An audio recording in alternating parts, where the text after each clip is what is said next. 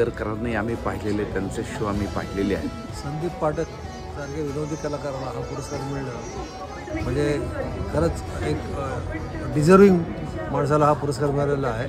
वराडली काय लग्नाला याची जी त्यांनी एक झलक दाखवली ती खूप असण्यासारखी होती, छान होती.